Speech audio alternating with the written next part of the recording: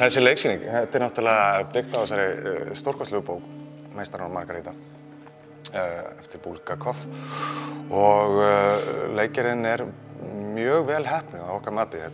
Hún nær að svona taka utan þetta stórvirki sem að bókin og sameina alla þessa þræði sem í henni eru í svona dálítið bara góða línulega frásögn, finnst okkur, og það er búið að vera einstaklega gaman náttúrulega að vinna með þennan stórkostlega efnivið.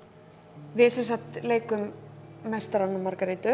Þegar maður fór aðeins að skoða þessa sögu og Bulgakov, hvernig hans svona ævi var, þá þetta mjög að miklu leyti byggt á hans ævi.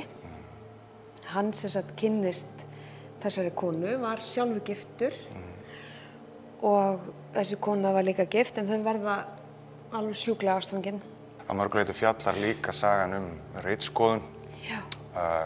Hvaða áhrif í rauninni og í hvaða umhverfi Bulgakov lifði á sínum tíma, á þessum umbrotatímum. Já, í Rússlandi, Moskvu, sem voru náttúrulega... Sem voru að mörgu leyti alveg hræðilegi tímar sem einkenndust bæði af ritskoðun og kúgun á mjög mörgum vígstöðum, og hann að skrifa dálítið mikið það í Meistarann og Margarítu.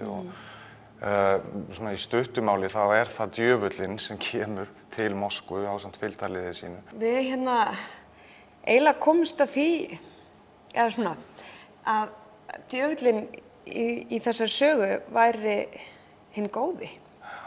Já, af því að í rauninni það sem hann gerir að hann ekkert endilega sem sagt framkvæmir illvirkin, heldur varpar einmitt eins og segir ljósi á illvirki mannanna.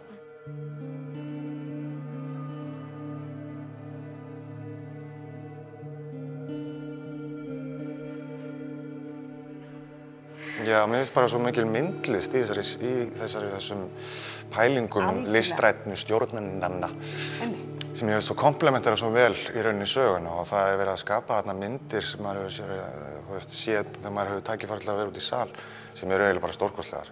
Og það mjög svona, einhver mjög falleg, mystísk áferð á þessari sýningu sem að hittir dálítið í hjartað, allan á mér. Vorum að nota líka allt sviðið alveg frá botni og alveg fram, og það mitt skapast mjög svona, það einhver galdur.